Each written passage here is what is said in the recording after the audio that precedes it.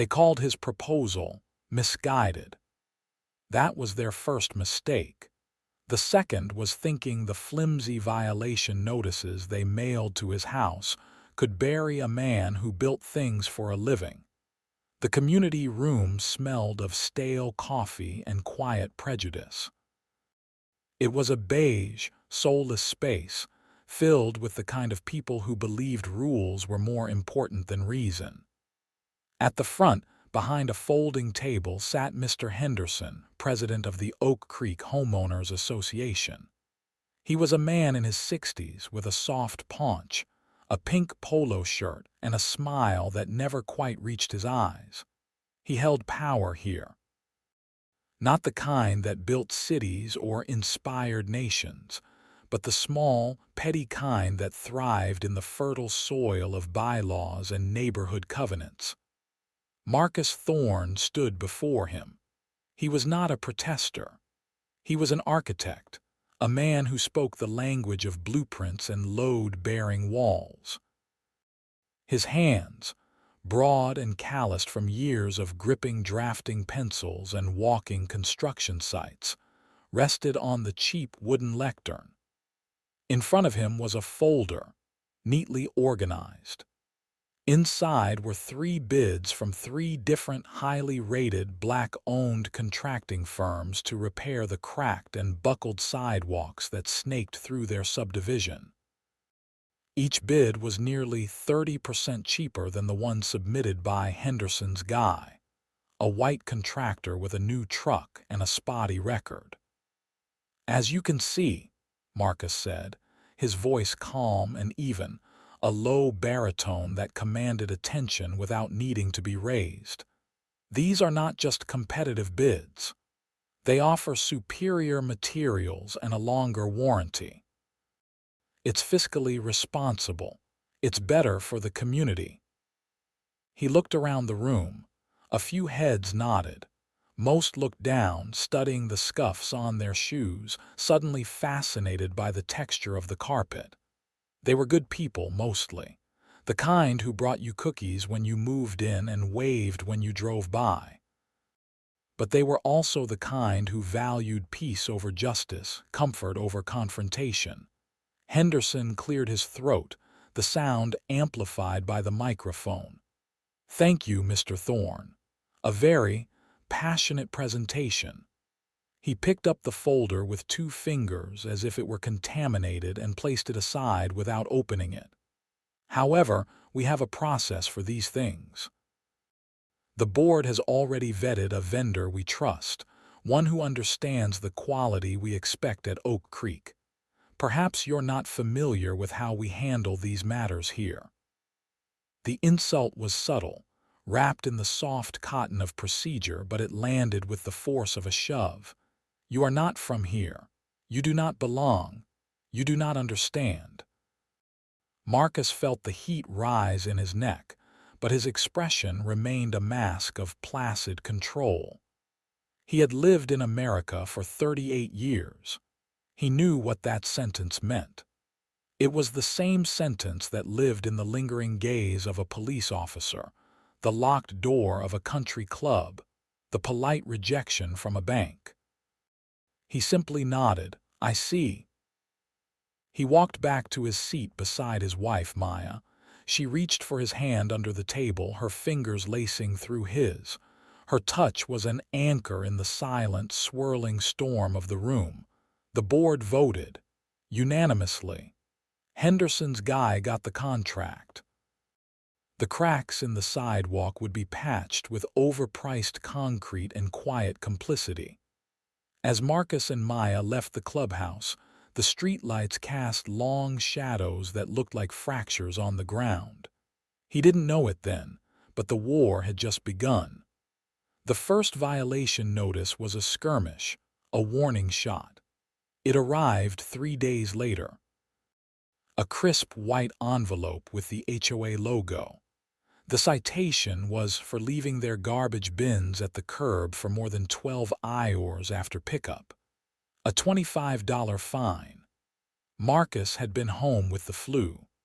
Maya had been juggling work and taking care of him and their 8-year-old son, Leo. They'd forgotten. It was a simple human error. "Don't worry about it," Maya said, her voice tight as she tossed the notice on the kitchen counter. "It's nothing." But it wasn't nothing. It was a message. A week later, another one came. This time for Leo's bicycle, left near the mailbox for a few hours after school. $50. The notice included a grainy photograph taken from a car like evidence in a criminal case. The angle felt invasive, predatory. "Who does this?" Maya whispered, staring at the picture of her son's red bike. "Who walks around taking pictures of a child's toy?" Marcus didn't answer. He just stared at the notice, at the clean, printed letters that felt more like a threat than a reminder. He saw Henderson's smiling, empty eyes. Then they started coming like rain. A notice for the grass being a quarter-inch too high along the driveway. $100. A notice for a visible garden hose, coiled neatly by the side of the house, but not entirely hidden by the bushes. $75. A notice for an unapproved decorative planter on their porch, a ceramic pot Maya had bought at a local market. $150 and a demand for its immediate removal. Each notice was a paper cut, small, stinging, and meant to bleed them slowly. Their savings account, the one they were building for Leo's future, for a vacation they hadn't taken in years, began to shrink. The stress settled into their home like a fine dust, coating everything. Maya grew quiet, her smile strained. Leo felt it too. "Dad, did we get another bad note?" he asked one evening, seeing the familiar white envelope in his father's hand. Marcus's heart cracked. A bad note. That's what his son called it. A judgment. A punishment for existing in a space that was supposed to be theirs. He knelt, his big hands resting on his son's small shoulders. "It's not a bad note, buddy. It's just paper. It means nothing." But he was lying. It meant everything. It was a calculated campaign of harassment designed to make them feel unwelcome, to wear them down until they either submitted or left. That night, after Maya and Leo were asleep, Marcus sat at the dining room table, the pile of violations spread before him like a tarot reading of his family's future. The house was silent except for the hum of the refrigerator. The street outside was dark. He looked at his hands. These were the hands of a builder. Hands that drew lines, that measured angles, that understood how to create a foundation that could withstand a storm. He had built skyscrapers that touched the clouds and bridges that spanned rivers. He had always believed that if you built something sound with logic and integrity, it would stand. But this wasn't about logic. It was about power. He closed his eyes. He saw Henderson's face, heard his condescending tone. "Perhaps you're not familiar with how we handle things here." A cold, quiet anger settled deep in his gut. It wasn't the hot, explosive kind, but a slow, burning fire. An architect's fury. He wouldn't scream. He wouldn't break. He would dismantle. He would take Henderson's meticulously crafted rulebook and use it as a blueprint for his destruction. He stood up and walked to the bookshelf, pulling down the thick, 3-ring binder that contained the Oak Creek HOA covenants, conditions, and restrictions. He opened it to the first page. The fluorescent light of the kitchen gleamed off the text. The fight for his home, for his family's peace, had begun, not with a shout but with the silent turning of a page. Marcus Thorne became a scholar of his own oppression. Every night, after the house settled into a quiet rhythm of sleep, he sat at the dining room table with the HOA binder, a highlighter, and a legal pad. He read every line, every sub-clause, every amendment. He memorized the tedious language of lawn maintenance, fence heights, and exterior paint finishes. He wasn't just reading the rules. He was learning the weapon that was being used against him. Maya would find him there in the mornings, asleep with his head on the open book, the faint scent of coffee and defiance in the air. At first she was worried. She saw the exhaustion in his eyes, the new lines of stress around his mouth. "Marcus, maybe we should just pay the fines," she'd said one night, her voice heavy with fatigue. "Maybe we should just paint the planter. It's not worth this." "It's not about the planter, Maya," he'd replied, his voice low but firm.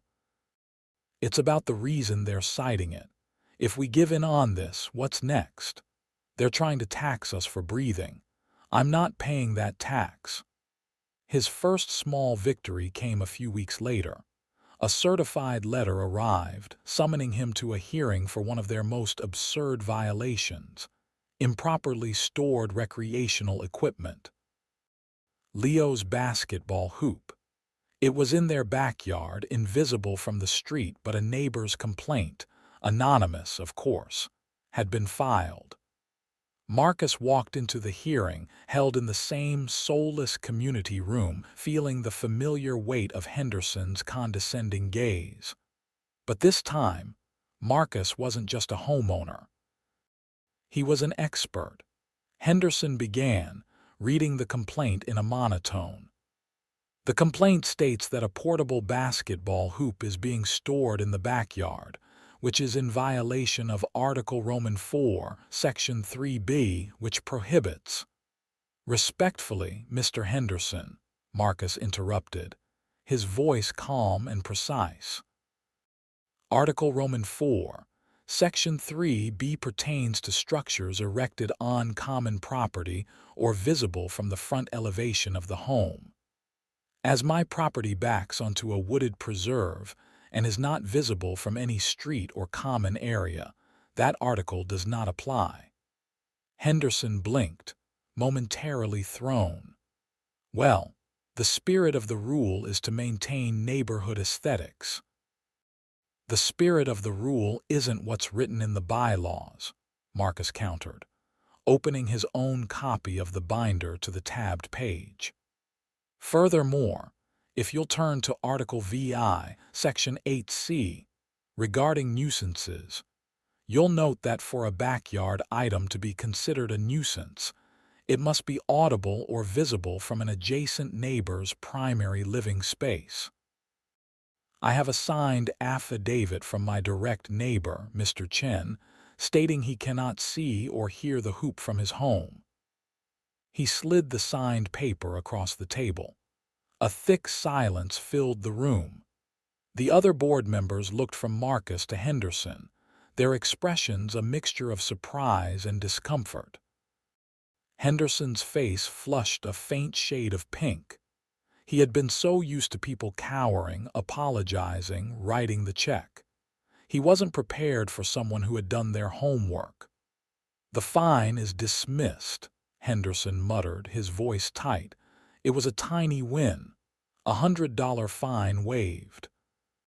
But as Marcus walked out of that room, he felt a foot taller. He hadn't just won an argument. He had drawn first blood using their own sword. That victory gave him the fuel to look for allies. He started taking walks in the evenings, not just for exercise, but for reconnaissance. He noticed things.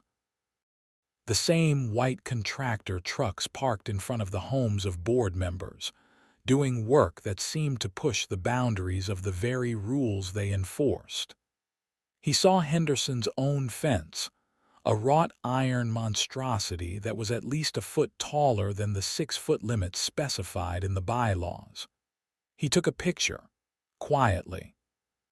One Saturday morning, he saw an older white woman, Mrs. Gable, struggling with a city citation for her overgrown rose bushes. She was a widow who had lived in Oak Creek since it was first built. "HOA got you too?" Marcus asked, offering a gentle smile. Mrs. Gable sighed, wiping a bead of sweat from her brow. It's Henderson. He's been after me for years, ever since I voted against his proposal to cut down the old oaks by the entrance. Now, every time a petal falls on the sidewalk, I get a letter. Marcus listened. He heard the same story of petty tyranny, of rules weaponized for personal vendettas. He seems to have a problem with anyone who doesn't fall in line, Marcus said carefully. Mrs. Gable's eyes, sharp and intelligent, studied him. He has a problem with anyone who isn't him, dear. You for questioning his sacred contract, me for liking trees. The Chens for having a garden he finds exotic. He bullies who he thinks he can. She paused, lowering her voice. But he's sloppy. He thinks he's so clever, but he leaves a trail, that contractor of his. The one he hired to fix the sidewalks, that's his brother-in-law. The air stilled. Marcus felt a jolt like a low-voltage current running up his spine. Are you sure? I've been to his family barbecues, dear, she said with a wry smile. I've seen them carve a turkey together. The company, Precision Paving, was registered just 6 months ago. Before that, Frank, that's the brother-in-law, was laying tile for bathrooms. There it was. Not just prejudice, not just bullying, corruption. A clear-cut conflict of interest. He's not just cracking down on us, Marcus said, the pieces clicking into place. He's trying to silence anyone who might look too closely at his books. That evening, Marcus didn't just sit with the bylaws. He sat with a list of names. The Chens, the Garcias, who'd been fined for their son's graduation party making too much noise. The young gay couple who were cited for their rainbow flag during Pride Month, cited as an unapproved sign. He started making phone calls. He started knocking on doors. He didn't come with anger. He came with facts. He came with his own story, and he asked to hear theirs. Slowly, cautiously, a coalition began to form. A quiet rebellion brewing in the manicured lawns and identical mailboxes of Oak Creek. They met in living rooms over coffee, whispering about fines and injustices. They were black, white, Asian, Hispanic, old, young. They were a cross-section of the community Henderson had tried to control, and they were tired of being afraid. Marcus, the quiet architect, had become the reluctant general of a suburban revolution. He had started by fighting for his family, but now he was fighting for them all. The final HOA meeting was scheduled for the end of the month. Henderson had no idea he wasn't just facing Marcus Thorne anymore. He was facing an army. The community room was electric. Every seat was filled with people standing along the back wall, their arms crossed, their faces a mixture of anxiety and resolve. This wasn't the usual sparsely attended HOA meeting. This was a reckoning. At the front, Henderson and his board sat behind their folding table, looking out at the crowd with a mixture of confusion and annoyance. Henderson, in his signature pink polo, tapped the microphone. "All right, let's get started. We have a lot to get through tonight." He tried for his usual tone of board authority, but a slight tremor in his hand betrayed his unease. The meeting dragged on with mundane business, pool IORs, landscaping updates. Marcus sat patiently beside Maya, his hands resting on a thick manila folder in his lap. He could feel the collective gaze of his allies, the silent network of neighbors he had spent weeks organizing. They were all waiting for their moment. Finally, Henderson sighed. "That concludes the scheduled agenda. Is there any new business?" This was the signal. Marcus stood up. A hush fell over the room. "Mr. Thorne," Henderson said, his voice dripping with condescension, "if this is another debate about the sidewalk contract, that matter is closed." "This isn't about the contract, Mr. Henderson," Marcus said, his voice resonating through the room, calm and clear. "This is about you." He walked to the lectern and opened his folder. "For the past 3 months, my family has been the target of a systematic campaign of harassment by this board. We have received 11 violation notices, totaling over $900 in fines. They were for infractions as trivial as a coiled garden hose and my son's bicycle." He paused, letting the words sink in. "At first, I thought it was personal, a retaliation for me questioning the board's questionable financial decisions." He glanced at Henderson, whose face had tightened into a hard knot. "But I was wrong. It wasn't just about me." He turned to the crowd. "It was about the Chen family, who were fined for planting vegetables native to their culture in their own backyard." In the third row, Mr. Chen stood up. "He called our garden an eyesore," he said, his voice quiet but firm. "It was about the Garcia family," Marcus continued, "who were fined for celebrating their son's high school graduation." Mrs. Garcia stood. "He said our music was a public disturbance," she declared, her eyes flashing with anger. One by one they stood, the young couple with the rainbow flag, the single mother fined for her child's chalk drawings on the sidewalk. A dozen voices, a dozen stories of petty tyranny, all weaving together into a damning portrait of a man who used his power to bully and intimidate anyone he deemed different or defiant. The room was buzzing now, the air thick with rebellion. Henderson was white as a sheet, his knuckles a ghostly white where he gripped the edge of the table. Then Mrs. Gable rose, a file of her own in her hand. And while Mr. Henderson was so busy policing our gardens and our celebrations, he seems to have forgotten a few rules himself. She placed a photograph on the overhead projector. It showed Henderson's massive, unapproved fence. This fence is in clear violation of Article V, but more importantly, let's talk about that sidewalk contract he was so eager to protect. She projected another document, a business registration for Precision Paving. This company is owned by a Mr. Franklin Miller. According to public records, Mr. Miller is also the brother of Susan Henderson. She looked directly at the board president. "Your wife's brother, isn't that right, Jim?" A collective gasp swept the room. It was out. The cronyism, the corruption, laid bare for everyone to see. Henderson slammed his hand on the table. "This is an outrage. These are baseless accusations." "Are they?" Marcus's voice cut through the chaos like a razor. He held up his folder. "Because this folder doesn't contain accusations. It contains evidence." He walked toward the board table, the crowd parting for him like water. "This is a formal complaint which will be filed with the State Attorney General's office tomorrow morning. It details a pattern of discriminatory housing practices, financial misconduct, and abuse of authority by this board and its president." He let the folder drop onto the table in front of Henderson. The sound echoed in the stunned silence. "It includes copies of every fraudulent violation notice you sent.